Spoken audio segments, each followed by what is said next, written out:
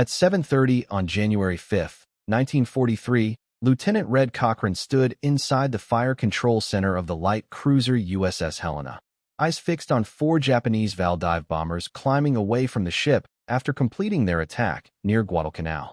Cochran was 31 years old. He had spent a full year at sea, and despite months of combat, he had yet to score a single confirmed kill using the Navy's newest, most secret weapon. The Vals were already 2 miles out, well beyond the effective range of the ship's 20mm guns. The moment for close-in defense had passed. Only 3 months earlier, in October, Helena had taken delivery of 500 rounds of experimental anti-aircraft ammunition. Each shell cost $732, an astronomical price for wartime ordnance. The Navy called them variable-time fuses. They weren't supposed to exist. Standard 5-inch anti-aircraft shells relied on pure prediction. Gun crews had to estimate where an aircraft would be several seconds in the future, dial a mechanical timer by hand, fire, and hope the explosion happened close enough to do damage. Most of the time, it didn't. The numbers were unforgiving.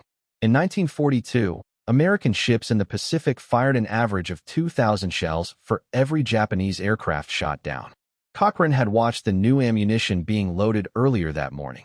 Inside each fuse was something no artillery shell had ever carried before: a miniature radio transmitter, a receiver, 5 fragile glass vacuum tubes, a battery that activated from the shock of firing, and more than 130 electronic components, all compressed into a space no larger than a Coca-Cola bottle. The Navy had forbidden their use over land. If one failed to detonate and was recovered intact, the Japanese might reverse engineer the technology. But over open water, 2 miles off Guadalcanal, the risk was considered acceptable. The fire control officer called out the firing solution. Cochran's battery trained its 5-inch guns on the lead valve. The bomber was already pulling out of its dive, angling toward the horizon. Standard doctrine was clear: let them go. Save ammunition for the next attack wave. But Cochran had different orders. His mission wasn't conservation. It was proof. 3 gun captains stood ready. Cochran gave the command. The first salvo fired at 7:32, 3 shells fitted with conventional time fuses. They detonated harmlessly, bursting nearly 1,000 feet behind the target. The Japanese bomber flew on, untouched. Then came the second salvo. 3 more shells left the barrels, this time fitted with the experimental radio proximity fuses. VT fuses. Cochran raised his binoculars. The shells climbed toward the valve. There were no visible bursts, no black clouds of flak, no flashes of detonation. Only 3 dark arcs rising toward a target 2.5 miles away. Then, without warning, the bomber's left wing tore away from the fuselage. The aircraft rolled inverted and slammed into the sea at 240 knots. 18 seconds. That was the total time from firing order to impact. The gun crews fell silent. No one had seen the shells explode. The aircraft hadn't been blown apart. It had simply ceased to exist as a flying machine. The remaining 3 valves vanished over the horizon.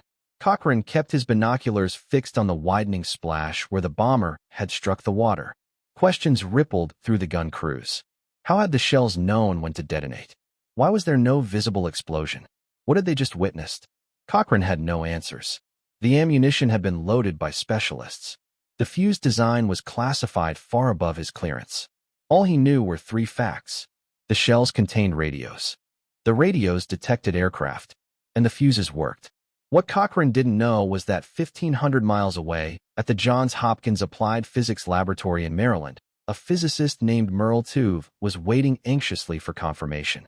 Waiting to learn whether 3 years of seemingly impossible engineering had just succeeded in combat.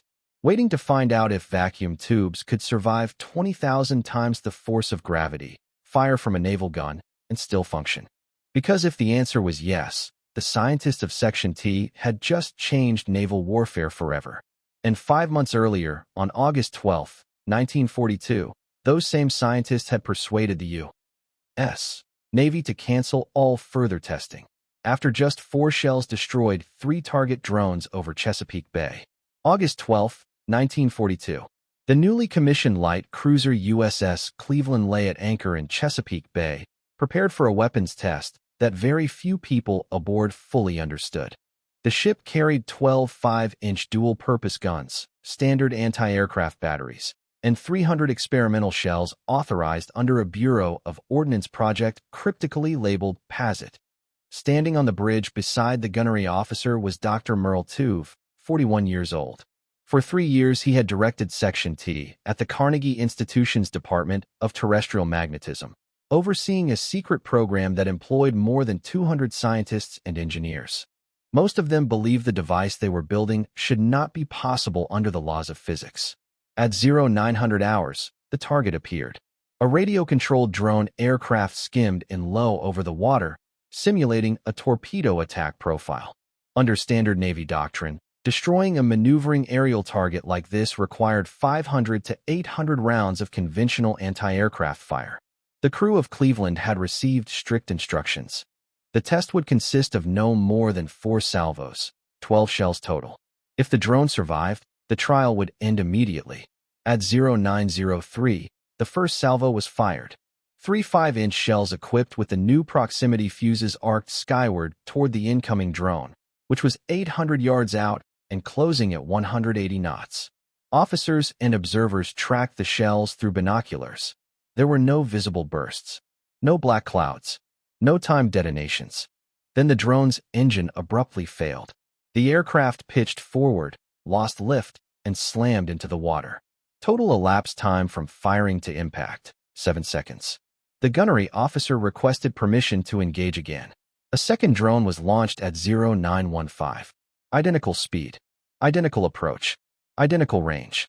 The guns fired another salvo. 6 seconds later, the second drone was destroyed. The test coordinator radioed Naval Aviation to request a third target. The reply came back negative. The Navy had brought 6 drones to Chesapeake Bay for the day's exercises. Normal test planning assumed that hundreds of rounds would be expended for each successful interception. 3 drones remained, and Naval Aviation had already scheduled them for other trials. Dr. Tuve insisted on one more run.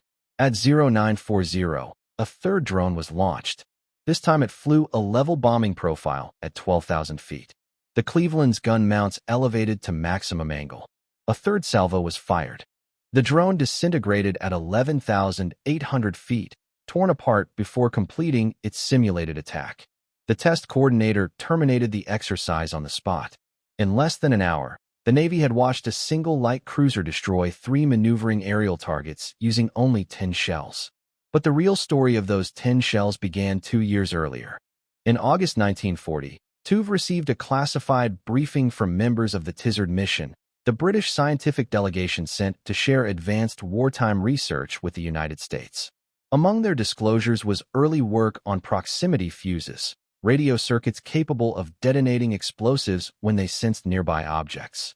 The British had achieved limited success using these circuits in unguided rockets, where launch forces were low and acceleration was manageable. What they could not solve was adapting the technology for 5-inch naval guns. Firing acceleration exceeded 20,000 times the force of gravity. Rifling spun shells at 25,000 revolutions per minute. No vacuum tube then in existence could survive those stresses. British engineers declared the problem unsolvable. So did General Electric. So did RCA.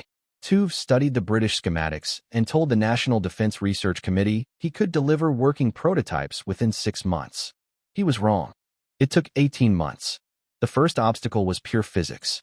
A 5-inch shell accelerates from 0 to 2,800 feet per second in 8 milliseconds. Rifling imparts rotational forces sufficient to pulverize fragile components. Any conventional vacuum tube would shatter instantly. Glass envelopes would explode. Filaments would snap. Internal connections would disintegrate. Yet each shell required 5 vacuum tubes. Those tubes had to survive launch, arm themselves in flight, transmit radio signals, receive reflected echoes, compute distance to target, and trigger detonation at exactly 70 feet, all while spinning fast enough to liquefy human tissue. The breakthrough came from a 26-year-old physicist who would later become famous for discovering Earth's radiation belts. James Van Allen joined Section T in October 1940. He held a Ph.D. in physics from the University of Iowa and had no prior experience with vacuum tubes.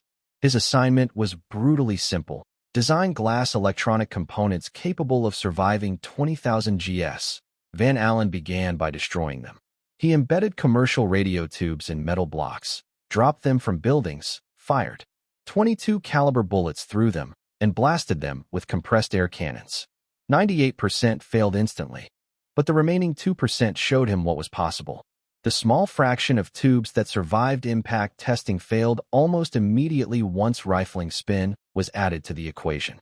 Even when intact after launch, centrifugal force ripped filaments loose and shattered glass from the inside out. Van Allen tried isolating the tubes in rubber mounts. They disintegrated. He suspended them on springs. They failed. He packed them in foam. The result was always the same: glass dust, broken filaments, useless electronics. For 6 straight months, every firing test ended in destruction. The breakthrough finally came in March of 1941. Van Allen was working alongside engineers at Raytheon in Massachusetts, a company experimenting with ultra-small vacuum tubes for hearing aids. These components were barely a tenth the size of conventional radio tubes. Van Allen immediately saw what everyone else had missed. Smaller tubes meant less mass. Less mass meant lower inertial forces. Lower forces meant a chance, just a chance, that the tubes could survive firing. He scrapped the existing designs and rebuilt the tubes from the inside out.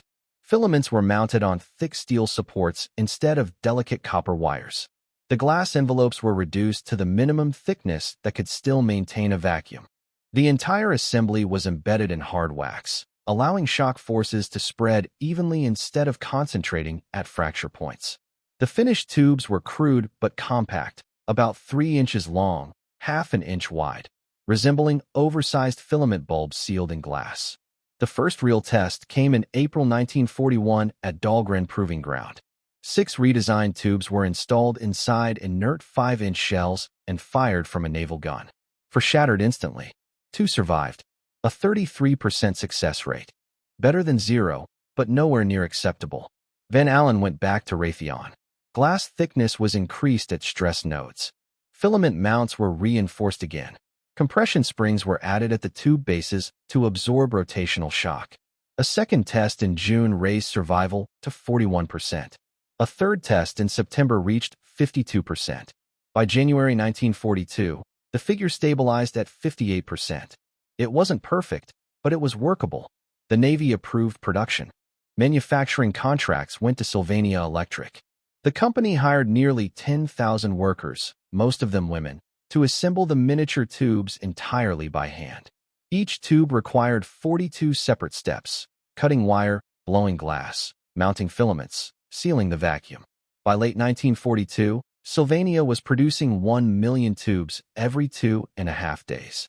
But surviving the gun launch solved only part of the problem. Once airborne, the tubes still had to operate while spinning at 25,000 revolutions per minute. The battery had to activate instantly. The transmitter had to emit a radio signal. The receiver had to detect reflections from a moving aircraft. And the fuse had to calculate distance and trigger detonation within a window measured in feet. The battery nearly killed the project. Conventional dry-cell batteries degraded in 6 months. Naval ammunition might sit in magazines for years. TUV's team designed a radical solution, a wet cell battery that activated only when fired. Inside each fuse was a fragile glass ampoule filled with electrolyte. The shock of launch shattered the ampoule. Centrifugal force drove the liquid into stacked metal plates. The chemical reaction generated power on demand. In theory, it was elegant. In practice, it was a manufacturing nightmare. National Carbon Corporation spent 8 months refining the ampoule. Glass too thick wouldn't break. Glass too thin broke during shipping. The final design used borosilicate glass walls precisely 0.015 inches thick, just strong enough to survive handling, just weak enough to shatter on firing. By the summer of 1942, all the pieces finally existed. Vacuum tubes that survived launch, batteries that activated on demand, transmitters that radiated radio waves, receivers that detected reflections. In July, TUV's team assembled the first complete Mark 32 proximity fuses. On August 12, USS Cleveland proved they worked. But TUV knew something the Navy did not. Nearly half of the fuses would still fail. A 52% success rate meant that 48% of fired shells were duds. And if even one intact fuse was recovered by the Japanese, they would possess the blueprints to America's most secret weapon. October 1942. Mare Island Naval Ammunition Depot, California. 5,000 VT fused shells sat packed in wooden crates marked with red diagonal stripes. Each crate carried stark warnings in block letters. Do not drop. Do not stack more than 3 high. Do not expose to temperatures above 100 degrees. Commander William Parsons oversaw the loading. 35 years old. Naval Ordnance Specialist. The same man who would later arm the atomic bomb aboard Enola Gay over Hiroshima. His orders were unambiguous. Deliver the shells to the South Pacific. Train the gun crews. And observe what happened when science met combat. That final instruction mattered more than any other. If a proximity fuse landed intact on Japanese-held ground, the war would change overnight. The circuits inside the VT fuse weren't mystical. They were elegant, but simple. The components already existed. Any skilled radio engineer could copy the design in a matter of months. And if Japan succeeded, American aircraft would suddenly face the same invisible weapon that now protected U.S. ships. To prevent that, the combined chiefs of staff issued an absolute rule. VT fuses could be fired only over deep water. Not rivers. Not coastlines. Not land. Only water deep enough that a dud shell would sink beyond recovery. The South Pacific qualified. The Mediterranean qualified.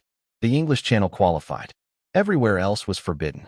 In October 1942, Commander William Parsons oversaw the transfer of the new ammunition at Mare Island Naval Ammunition Depot in California. Wooden crates sat stacked along the pier, each marked with red diagonal stripes and stamped top secret. Bold block letters warned handlers. Do not drop. Do not stack more than 3 high. Do not expose above 100 degrees Fahrenheit. Parsons was 35 years old, one of the Navy's most respected ordnance officers. In less than 3 years, he would arm the atomic bomb aboard Enola Gay. For now, his mission was simpler and just as dangerous. Deliver the shells to the South Pacific. Train the crews. Observe combat performance. The ammunition was loaded aboard USS Wright, an aircraft tender hastily converted into a transport ship. She departed Mare Island on October 18th and arrived at Noumea, New Caledonia, on November 2nd. Admiral William Halsey met Parsons on the pier. Halsey reviewed the Chesapeake Bay test results in silence. 3 drones destroyed with 10 shells. When he looked up, he asked a single question. Which ships get them first? Parsons didn't hesitate. The carriers Enterprise and Saratoga topped the list. They carried the heaviest air defense batteries and faced the highest likelihood of attack. Halsey agreed. Then he added one more name. USS Helena. Helena had survived Pearl Harbor with a torpedo hole torn into her hull and 20 men dead. She spent 4 months in dry dock before returning to the Pacific in June 1942. Since then, her crew had endured 6 relentless months of Guadalcanal combat. They knew Japanese attack patterns. They knew Japanese aircraft. And they desperately needed something better. The numbers told the story. In October 1942 alone, U.S. ships in the South Pacific fired 36,000 rounds of 5-inch anti-aircraft ammunition. They shot down 58 aircraft. That was 621 shells per kill. The math was impossible. Ammunition stocks were evaporating faster than factories could replace them. Helena received 500 VT fused shells on November 8th. The gun crews were summoned for a special briefing. They were told the ammunition contained classified technology. Each shell cost $732, compared to $12 for a standard round. They were to be fired only over deep water. Any shell that failed to detonate had to be reported immediately. No one explained how the fuse worked.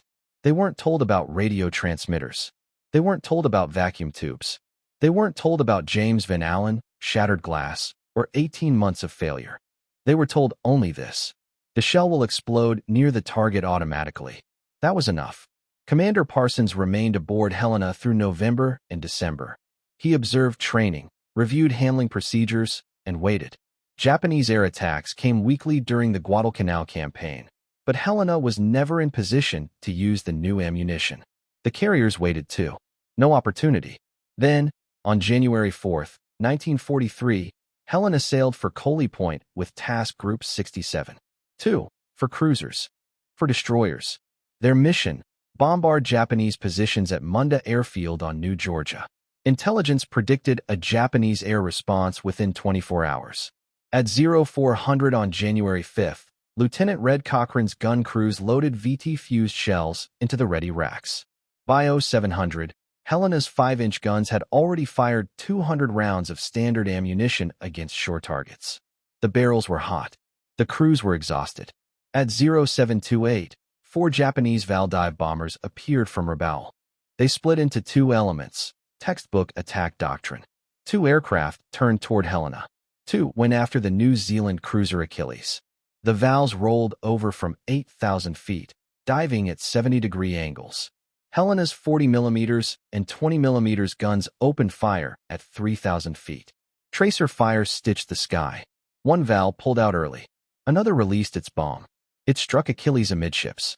17 men were killed. The Val climbed away at full power.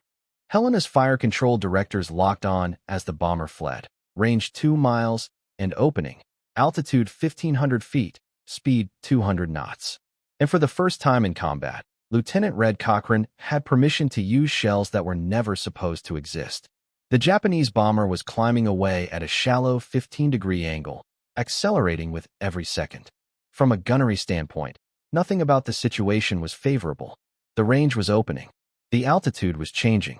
The target was moving faster than the fire control computers could comfortably track. Any conventional time fuse set now would explode either far too early or long after the aircraft had passed through the danger zone. Lieutenant Cochran made his decision instantly. Load the experimental shells. 3 5-inch guns swung into position. 3 rounds per gun. 9 shells in total. At 7:32, the first salvo went out, standard ammunition, mechanical timers. The shells burst harmlessly in the sky, their explosions blooming nearly 1,000 feet behind the retreating Val. The Japanese aircraft kept flying, untouched. Cochran ordered the second salvo. This time, 3 shells carried VT proximity fuses. He followed their flight through his binoculars as they climbed toward the bomber. There were no visible detonations, no black bursts, no flashes of shrapnel. For 3 long seconds, nothing appeared to happen at all. Then the Val's left wing suddenly folded upward. The aircraft snapped violently into an inverted roll and plunged straight into the sea, striking the water 2 miles from Helena at full speed. Silence filled the fire control center. Every man present understood what they had just witnessed, even if none of them could fully explain it. A bomber had disintegrated without any visible explosion. It defied everything they had learned about naval gunnery. Commander William Parsons stood beside Cochran, staring at the same empty patch of ocean. He knew exactly what had happened. The VT fuse had done its job. The shell had detonated automatically within roughly 70 feet of the aircraft, close enough for steel fragments to tear through the Val's wing structure, but too far away for the burst to be visible at that distance. That night, Parsons wrote the action report. First combat employment of VT fuses. Target, D3A Type 99 dive bomber. Range, 4,200 yards. Altitude, 1,500 feet. Ammunition expended, 3 VT-fused shells. Result, target destroyed. The report moved quickly up the chain of command, from Admiral Halsey to Pearl Harbor, from Pearl Harbor to Washington. Within 48 hours, it reached the Applied Physics Laboratory at Johns Hopkins. Merle Tuve read the message on January 7th. Helena, January 5th. 1 kill, 3 rounds. He read it again, then a third time. Without ceremony, Tuve walked into Section T's workshop and told his engineers that the fuse worked. In combat, there was no cheering, no celebration. The scientists understood statistics too well. 3 shells and 1 kill was impressive, but it was still only a single data point. 1 engagement, 1 aircraft. They needed more evidence. They didn't have to wait long. Helena remained near Guadalcanal throughout January, and Japanese air attacks continued. Each time, the new ammunition was used sparingly and carefully recorded. January 9th, 2 aircraft destroyed with 8 VT shells. January 15th, 1 kill, 6 rounds. January 23rd, 1 kill, 4 rounds. January 29th, 3 kills, 15 rounds. By the end of the month, Helena had destroyed 8 Japanese aircraft using just 36 VT-fused shells. The average was unmistakable, 4.5 shells per kill. Standard 5-inch anti-aircraft ammunition required more than 600 rounds to achieve the same result. The proximity fuse was not just better. It was 138 times more effective. Production orders exploded overnight. Crosley Corporation in Cincinnati was tasked with producing 15,000 fuses per day. RCA expanded its facilities. Eastman Kodak entered the program. By March 1943, American factories were turning out 40,000 VT fuses daily. By June, production reached 70,000 per day. Yet the restriction remained absolute. No VT fuses were to be used over land. Admiral Ernest King, Chief of Naval Operations, refused to lift the ban. The risk was too great, the investment too enormous. One intact fuse recovered by the enemy could compromise the entire program. That policy held until December 16, 1944. On that morning, German forces launched their massive winter offensive through the Ardennes forest. 3 armies, 30 divisions, 250,000 men. Their goal was nothing less than splitting the Allied front, capturing Antwerp, and forcing a negotiated peace. By dawn, American forward units reported massive artillery barrages. German infantry advanced through thick fog, panzers close behind. Within 12 hours, enemy forces had punched 15 miles into Allied lines. The weather grounded Allied aircraft. Close air support was impossible. Artillery was all that stood between collapse and containment. On December 18, General Dwight D. Eisenhower reviewed the situation at SHAF headquarters. The numbers were grim. American units were outnumbered. Reinforcements were days away. Firepower would decide everything. Eisenhower turned to his ordnance staff with a simple question. What about the proximity fuses, the ones that turn near misses into kills? The response Eisenhower received was immediate and absolute. No. The proximity fuse remained under embargo. No use over land. No exceptions. Admiral Ernest King's directive still stood. VT fuses were restricted to the Pacific theater only, and only over deep water where unexploded shells would sink beyond recovery. The risk of enemy capture was considered unacceptable. Eisenhower disagreed. On December 18, 1944, with American lines buckling in the Ardennes and no air support available, Eisenhower made a unilateral decision. He overruled the Chief of Naval Operations. 200,000 VT-fused artillery shells were released for immediate shipment to Europe. The embargo was lifted. American artillery units were now authorized to fire proximity fuses over enemy-held territory. The risk, Eisenhower concluded, was no longer theoretical. German forces were already retreating across most of Europe. Even if a dud fuse were recovered, Germany no longer had the industrial depth to reproduce it at scale. Survival outweighed secrecy. The first shipments reached frontline artillery units on December 20th. Gun crews received emergency briefings. The shells would no longer be used against aircraft. Instead, they would be set to detonate automatically at a fixed height above the ground, typically between 10 and 15 feet. When triggered, the burst would send a cone of steel fragments downward and outward, optimized for infantry and lightly protected vehicles in open terrain. General George Patton's Third Army received 50,000 rounds. Patton's artillery was already moving north, racing to relieve surrounded American forces near Bastogne. The weather finally broke on December 23rd. Allied aircraft returned to the skies, but Patton's guns spoke first. Colonel George Axelson commanded the 406th Artillery Group supporting the 38th Cavalry Squadron near Manhay. German infantry were advancing across exposed ground. Standard doctrine called for impact-fused shells, which exploded on contact, throwing fragments sideways and upward. Against dispersed troops, the effect was limited. Trenches offered protection. Terrain absorbed blast. Axelson ordered VT fuses set for a 12-foot detonation height. At 0900 hours, his batteries opened fire. The first shells burst in midair above the German column. Shrapnel fell vertically, raining down through branches, into foxholes, across open fields. Cover became meaningless. Trenches offered no refuge. Trees provided no shield. The German advance collapsed. After-action reports recorded 72 casualties from a single barrage. 1 battalion. 20 minutes of fire. 800 VT-fused shells. Survivors refused to leave their bunkers during subsequent attacks. Patton observed similar results 3 days later near the Sauer River. German units attempting to cross were caught mid-movement. VT shells detonated 15 feet above the waterline. Steel fragments swept both banks. The crossing failed. That night, Patton wrote to the War Department. His message was brief. The new shell with the funny fuse is devastating. We caught a German battalion trying to get across the Sauer River with a battalion concentration and killed by actual count 700 men. I think that when all armies get this shell, we will have to devise some new method of warfare. I am glad that you all thought of it first. By January 1945, American artillery had fired more than 5 million VT-fused shells in Europe. German prisoners described the attacks as impossible to defend against. No fortification worked. No cover mattered. The psychological effect rivaled the physical destruction.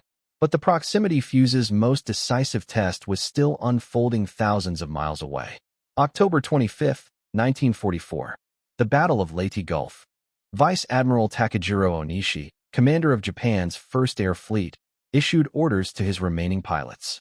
Conventional attacks were no longer viable. American radar detected aircraft 60 miles out. Fighter patrols intercepted most attackers before they reached the fleet, and those that broke through faced anti-aircraft fire guided by proximity fuses. Onishi turned to desperation. Vice Admiral Takejiro Onishi reached a brutal conclusion in the autumn of 1944. Conventional air attacks no longer worked. Dive bombers were being torn apart long before they reached the American fleet. Torpedo planes rarely survived their runs. Radar detected incoming aircraft nearly an hour out. Combat air patrols intercepted what slipped through. And if anything reached gun range, American anti-aircraft fire, now armed with VT fuses, finished the job. So Onishi abandoned survival altogether. His solution required no escape plan, no return flight, no margin for error. Pilots would crash their aircraft directly into enemy ships. Impact would guarantee damage. Death was assumed. The tactic was called Shinpu, the divine wind. The Americans would give it another name, kamikaze. The first organized kamikaze strike came on October 25, 1944. 13 Mitsubishi Zero fighters, each carrying bombs, attacked American escort carriers off Samar. 5 carriers were hit. 1 sank. The tactic worked, not because it was sophisticated, but because it ignored every rule of air combat. Kamikaze aircraft did not evade fire. They did not break off attacks. They flew straight in.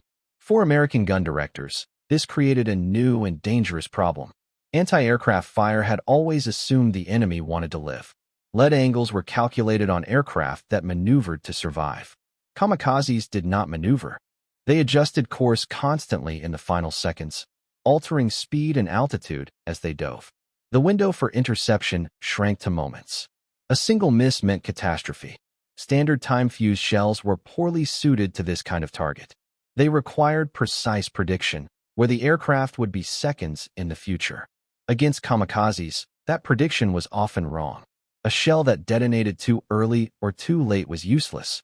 VT fuses removed the guesswork. The shells detonated when they sensed the aircraft. No timing, no calculation, just proximity. The results were measurable and immediate. Between October 1944 and August 1945, American ships fired VT-fused ammunition at 278 kamikaze aircraft. Analysis showed that only 46 of those planes would likely have been destroyed using conventional time fuses. With VT fuses, the kill rate increased 6-fold. The Battle of Okinawa revealed the full scale of the threat. From April through June 1945, Japanese forces launched more than 1,500 kamikaze attacks against the American fleet. 26 ships were sunk. 164 were damaged. Nearly 4,900 American sailors were killed, more casualties than any previous naval campaign in the Pacific. VT fuses could not stop every attacker. Some aircraft came in too fast. Some flew too low. Some broke through sheer numbers. But the fuses shifted the balance just enough to keep the fleet alive. Destroyers on radar picket duty relied on VT-fused ammunition almost exclusively. Their survival depended on it. Admiral Arleigh Burke, who commanded destroyer squadrons in the Pacific, later summarized the impact plainly.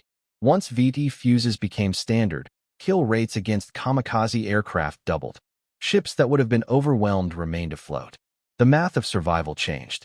By the end of the war, American industry had produced more than 22 million VT fuses, small, fragile machines that quietly rewrote the rules of naval warfare. By 1945, the proximity fuse program had become one of the largest scientific undertakings in American history. Total costs exceeded $1 billion, a staggering sum for the time. More than 100 factories across the United States were pulled into production. Sylvania Electric alone employed over 10,000 workers, most of them assembling miniature vacuum tubes by hand under magnification. At its peak, the program consumed nearly 3% of all physicists in the country, diverting talent from every other wartime research effort. The fuses were deployed everywhere they could make a difference.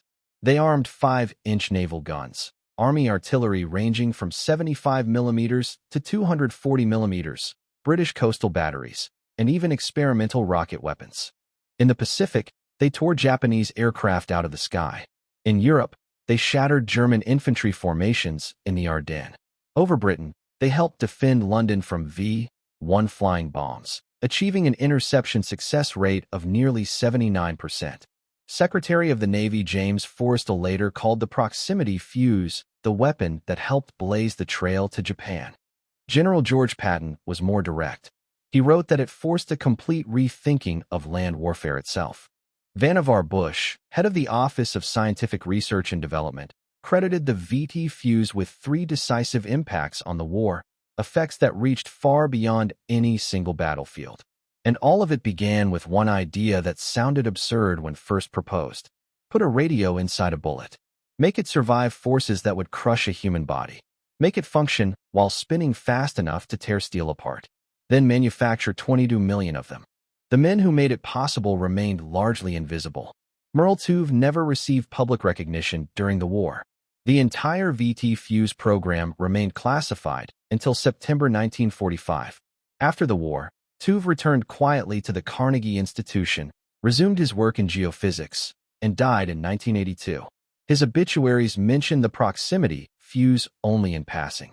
James Van Allen went on to international fame in 1958 after discovering the radiation belts that now bear his name. Few people knew that years earlier, he had spent months learning how to make fragile glass survive 20,000 times the force of gravity. Lieutenant Red Cochran survived the war and left the Navy in 1946. Official records never noted that he fired the first VT-fused shells in combat. That detail remained classified for 3 years. The ship where it all began did not survive. USS Helena was sunk during the Battle of Kula Gulf on July 6, 1943.